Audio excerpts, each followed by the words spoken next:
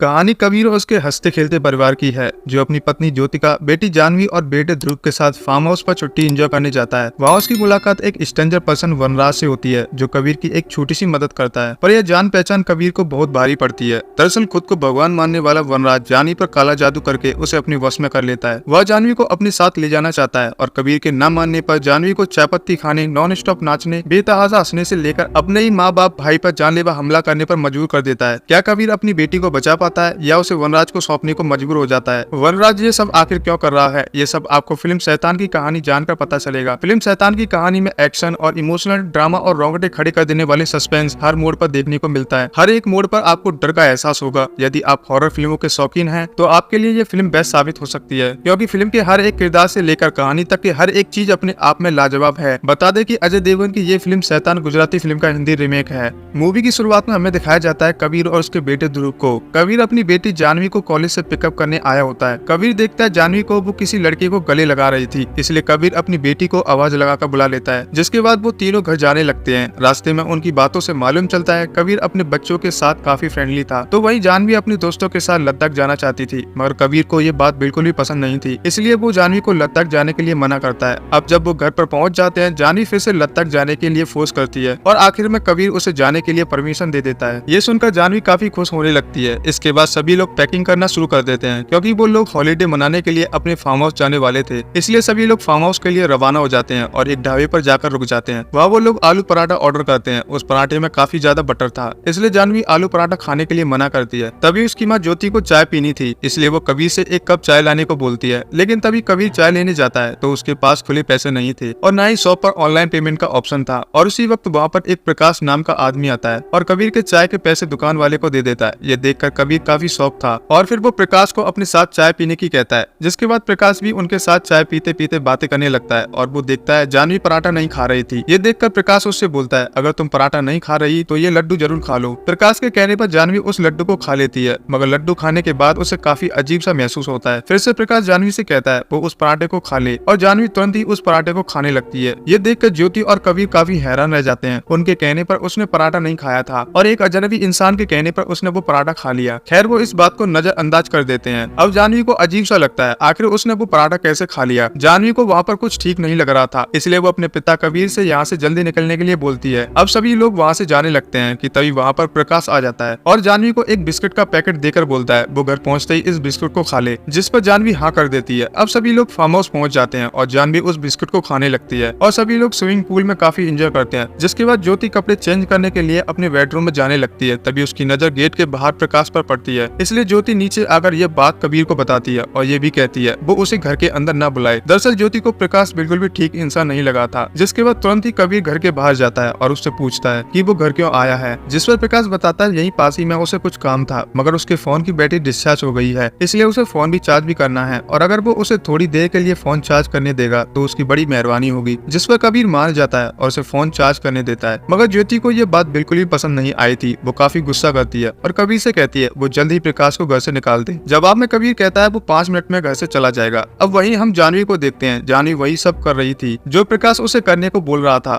धीरे धीरे प्रकाश जानवी से बातें करने लगता है और उसके रिलेशन के बारे में पूछता है, जिस पर जानवी बताती है उसका बिरन नाम का एक बॉयफ्रेंड है और उसी वक्त उसका भाई ध्रुव उसे बार बार परेशान करने लगता है, क्योंकि उसे जानवी के साथ खेलना था। ये सब देखकर प्रकाश जानवी से कहता है कि वो ध्रुव के साथ इस तरह से खेले कि वो वापस उसके साथ खेलने से डरे। अब जानवी ध्रुव को जोर जोर से झूला झुलाने लगती है, जिसके कारण ध्रुव काफी घबरा जाता है और डरने लगता है। इसलिए वहाँ पर ज्योति और कबीर आ जाते हैं और जानवी पर चिल्लाने लगते हैं कि उसे इस तरह से ध्रुव के साथ नहीं खेलना चाहिए, मगर जानवी भी समझ नहीं पा रही थी आखिर वो ऐसा कैसे कर सकती है। अब शाम हो जाती है और सभी लोग डिनर करने लगते हैं। डिनर के वक्त प्रकाश ज्योति और कबीर से कहता है कि वो चाहता है कि वो लोग अपनी बेटी जानवी को उसे सौंप दें। प्रकाश की ये बात सुनकर ज्योति और कबीर काफी हैरान रह जाते हैं। कबीर तुरंत ही प्रकाश को घर से जाने की बोलता है, जिस बात पर प्रकाश तेजी से हंसने लगता है और कहता है वो लोग उसे घर से बाहर नहीं निकाल सकते, क्योंकि जानवी पूरी तरह से उसके वश में है। मगर ज्योति और कबीर को उसकी बात पर विश्वास नहीं हो रहा था, इसलिए प्रकाश जानवी से कहता है वो अपने बॉयफ्रेंड को कॉल करके कहे कि वो उसके साथ ब्रेकअप करना चाहती है और जानवी वैसा ही करती है जैसा प्रकाश कहता है। ये सब देखकर उसके घर वालों के पैरों तले से जमीन खिसक जाती है और अब कबीर गुस्से में आकर प्रकाश को घर से धक्के मारकर निकालने को होता है, लेकिन तभी जानवी बीच में आ जाती है और अपने पिता को धक्का मारकर बोलती है कि प्रकाश इस घर से कहीं नहीं जाएगा। ऐसा देखकर ज्योति और कबीर पूरी तरह से समझ गए थे कि प्रकाश ने उसकी बेटी के ऊपर ब्लैक मैजिक किया है और शायद ही उसी वजह से जानवी उसकी की हर बात मान रही थी। अब कबीर प्रकाश से पूछता है वो ये सब आखिर क्यों कर रहा है, जिस पर प्रकाश कहता है वो बस जानवी को अपने साथ ले जाना चाहता है। और सबसे बड़ी बात वो ये भी बताता है कि वो एक शैतान है जो हर किसी को वश में करना चाहता है और उसे ये सब करने में बहुत मजा आता है और वो किसी भी हालत में जानवी को अपने साथ लेकर जाएगा। लेकिन उससे पहले ज्योति और कबीर को कहना होगा कि वो लोग जानवी को प्रकाश को दान कर देंगे और वो जब तक ऐसा नहीं करते वो उन सबको तकलीफ देगा। ये बात सुनकर ज्योति को गुस्सा आ जाता है और प्रकाश के ऊपर हमला कर देती है। उन दोनों के बीच काफी हाथापाई होती है। मौका पाकर कबीर भी प्रकाश को काफी मारता है। तभी प्रकाश जानवी से कहता है कि वो ध्रुव का सर पटक कर मारे और जानवी वैसा ही करने लगती है। ध्रुव के सर से काफी खून बहने लगता है। ऐसा देखकर ज्योति और कबीर काफी घबरा जाते हैं। वो समझ नहीं पा रहे थे वो आखिर करे क्या, क्योंकि जानवी ने सबके फोन्स को भी डिस्ट्रॉय कर दिया था और वहीं ध्रुव के सर से काफी खून निकल रहा था। इसलिए वो लोग उसे हॉस्पिटल ले जाना चाहते थे, मगर प्रकाश ऐसा करने नहीं दे रहा था। वो कहता है जब तक वो लोग जानवी को उसे दान में नहीं देते थे तब तक वो कहीं पर नहीं जा सकते। मगर ऐसा करने के लिए कबीर और ज्योति तैयार नहीं थे। अब ध्रुव को वो दोनों बेडरूम में लेकर जाते हैं और खून को रोकने की कोशिश करते हैं। और दूसरी तरफ प्रकाश जानवी से कहता है वो चाय पत्ती लेकर आए और उसे खाए। दरअसल जानवी को चाय पसंद नहीं थी, इसलिए प्रकाश उसे चाय पत्ती खाने की बोलता है और जैसा उसने कहा था और जानवी वैसा ही करने लगती है, चाय पत्ती को खाने लगती है। और ज्योति ये सब देख रही थी और उसे अपनी बेटी के लिए काफी बुरा लग रहा था, मगर वो कुछ कर नहीं पा रही थी। और अब प्रकाश कहता है उसे कुछ देर के लिए सोना है और जानवी से कहता है अगर किसी ने उसके ऊपर जानलेवा हमला करने की कोशिश करी वो उसे जान से मार दे। जिसके बाद प्रकाश सो जाता है और जानवी भी उसको प्रोटेक्ट करने लगती है। फिर कबीर मौका देखकर जानवी को छुड़ाने आगे बढ़ता है। कबीर देखता है जानवी ने अपनी पैंट में सूसू कर लिया है। ये सब देखकर कबीर को समझ आ गया था कि जानवी को प्रकाश के काले जादू से बाहर निकालना इतना आसान नहीं है। इसलिए कबीर प्रकाश से कहता है वो उसे सारी दौलत और सारे पैसे ज्वेलरी दे देगा, बस सत्य वो जानवी को छोड़कर चला जाए। प्रकाश उसकी बात से सहमत हो जाता है। अब प्रकाश उससे वो सब कुछ लाने की बोलता है और उसे आग लगा देता है, क्योंकि प्रकाश का कहना था वो इन सब मोह माया से दूर रहता है और उसे इन चीजों का कोई भी लालच नहीं है। बस उसे अपनी आंखों में एक ऐसी ताकत चाहिए जिससे वो हर किसी को अपने वश में कर सकता है। मगर प्रकाश के पास अभी तक वो ताकत नहीं आई थी। दरअसल उसने जानवी को भी लड्डू खिलाकर बस में किया था, मगर प्रकाश को वो शक्ति अपनी आंखों में चाहिए थी। प्रकाश बताता है आज वो काली रात है जब उसे वो ताकत मिलने वाली थी, लेकिन उसे वो शक्ति तभी मिलेगी जब जानवी उसके साथ आएगी। इसलिए वो किसी भी हाल में जानवी को लेकर जाना चाहता है। लेकिन कबीर और ज्योति उसकी बात नहीं मान रहे थे। उसी वक्त हमें मालूम चलता है ज्योति के पास एक और फोन था जिससे वो पुलिस को बुलाने की कोशिश कर रही थी। इसलिए पुलिस उनके फार्म हाउस पर पहुंच जाती है, लेकिन इसके बारे में प्रकाश को पहले ही मालूम चल गया था। इसलिए अब प्रकाश जानवी से कहता है वो जाकर गैस सिलेंडर के ऊपर बैठ जाए और अगर पुलिस अंदर आने की कोशिश करे तो उस सिलेंडर को आग लगा दे। जिसकी वजह से कबीर और ज्योति उस पुलिस वाले को समझाने की कोशिश करते हैं कि उनके घर में कोई भी प्रॉब्लम नहीं है, शायद गलती से पुलिस को फोन लग गया होगा। पुलिस उनकी बात मान लेती है और वहाँ से चली जाती है। और अब प्रकाश ज्योति और कबीर से बोलता है कि वो जल्दी से जानवी को लेकर जाने की परमिशन दे दे, मगर वो दोनों उसकी बात नहीं मानते। इसलिए प्रकाश जानवी को हुक्म देता है कि वो रूम में जाकर ध्रुव को जान से मार डाले। अब कबीर ध्रुव को बचाने के लिए आगे बढ़ता है और वहीं जानवी ध्रुव को ढूंढ रही थी ताकि वो उसे जान से मार सके। और आखिर में जानवी को ध्रुव छत पर मिल जाता है और ध्रुव को पकड़कर जानवी उसे छत से नीचे फेंक देती है, जिसके कारण ध्रुव के सर में काफी चोट लग जाती है। जिसके बाद कबीर और ज्योति आकर ध्रुव की ऐसी हालत देखकर रो पड़ते हैं और प्रकाश को वो लोग परमिशन दे देते हैं कि वो जानवी को अपने साथ ले जाए। ये बात सुनकर प्रकाश काफी खुश होने लगता है और जानवी को अपने साथ लेकर वहाँ से निकल जाता है। और वहीं कबीर ज्योति से बोलता है कि वो जल्दी से ध्रुव को लेकर हॉस्पिटल जाए, क्योंकि ध्रुव चाहता था कि उसके पिता जानवी को वापस लेकर आए। फिर कबीर भी अपने बेटे ध्रुव से वादा करता है कि वो जरूर जानवी को वापस लेकर आएगा। इसलिए कबीर घर के अंदर आता है और एक चाकू अपने पास रख लेता है। साथ ही हमें ये भी मालूम चलता है जब प्रकाश ने अपना फोन चार्ज पर लगाया था तब कबीर ने उसका लाइव लोकेशन ऑन कर दिया था। साथ ही उसने वो लाइव लोकेशन अपने दूसरे फोन में शेयर कर दिया था ताकि उसे मालूम चल सके कि प्रकाश कहाँ पर है। इसलिए अब कबीर उस मैप को फॉलो करते हुए प्रकाश के ठिकाने तक पहुँच जाता है। लेकिन जैसे ही वो वहाँ पहुँचता है तो कुछ लड़कियां उसके ऊपर अटैक कर देती हैं और यही हमें मालूम चलता है कि प्रकाश ने बहुत सारी लड़कियों को इसी तरह से वश में करके रखा था। और सबसे बड़ी बात वो आज एक पूजा करने वाला था और उन सभी लड़कियों की बलि देने वाला था ताकि प्रकाश और शक्तिशाली हो जाए और वो अपनी आंखों से किसी को भी वश में कर सके। जिसके बाद प्रकाश को मालूम चलता है कि कबीर उसके ठिकाने तक पहुंच चुका है, मगर उन सभी लड़कियों ने कबीर को पीट कर हदमरा कर दिया था। ऐसा देखकर प्रकाश उसके ऊपर बहुत ज्यादा हंसने लगता है और कहता है ये सारी नौजवान लड़कियां उसके वश में हैं और उसने एक बार हुक्म दिया तो ये सारी लड़कियां कबीर को नोच खा जाएंगी। ऐसा बोलकर प्रकाश फिर अपनी पूजा करने लगता है। तभी अचानक कबीर प्रकाश के सर पर वार कर देता है, जिसकी वजह से प्रकाश नीचे गिर जाता है और मौका पाकर कबीर प्रकाश की जबान काट देता है ताकि प्रकाश लड़कियों को फिर से कोई हुक्म ना दे सके। ये सब होते देखकर सारी लड़कियां कबीर के ऊपर टूटने लगती हैं। लेकिन तभी कबीर एक रिकॉर्डिंग प्ले करता है जिसके अंदर प्रकाश की आवाज थी। उसमें वो बोलता है कि तुम पहले जैसी नॉर्मल हो जाओ। अब जब वो लड़कियां ये आवाज सुनती हैं तो वो प्रकाश के वश से निकल जाती हैं और नॉर्मल हो जाती हैं और उसकी बेटी जानवी भी पहले जैसी नॉर्मल हो गई थी। यहाँ से हमें एक छोटा सा फ्लैशबैक दिखाया जाता है। जब ध्रुव को जानवी ने मारा था और कबीर उसे ऊपर लेकर गया था तो ध्रुव ने उसे कहा था कि जानवी से जो भी प्रकाश बोलता है वो वैसा ही करती है, इसलिए वो प्रकाश की कोई ऐसी आवाज उसे सुना दे जिसमें प्रकाश उसे नॉर्मल कर देगा तो शायद जानवी ठीक हो जाएगी। और ये बात सुनने पर कबीर को एक आइडिया सूझा, तो उसने प्रकाश को झांसी में लेकर उसकी आवाज रिकॉर्ड कर ली और उसी को इस्तेमाल करके सारी लड़कियों को उसके वश से बाहर निकाल लिया। जिसके बाद कुछ समय गुजर जाता है और हम कबीर को हॉस्पिटल में देखते हैं और ध्रुव भी अब पहले से ठीक हो चुका था। और तभी वहाँ पर एक पुलिस ऑफिसर कबीर के पास आती है और कबीर से कहती है कि उसने सारी लड़कियों को घर भेज दिया है, और वो ये भी बताती है इसी तरह से बहुत सारी लड़कियां लापता हो गई थी और उसने मान लिया था कि वो लड़कियां मर चुकी हैं और कबीर ने उन्हें ढूंढकर उनकी बहुत मदद की है। मगर पुलिस वालों को प्रकाश अभी तक नहीं मिला था, जिस बात पर कबीर बोलता है कि वो जल्द ही मिल जाएगा। अब कहानी को कुछ साल बाद दिखाया जाता है, जहाँ हम जंगल में जाते हुए कबीर को देखते हैं जिसके हाथ में एक मरा हुआ चूहा और एक चाय पत्ती का डिब्बा था।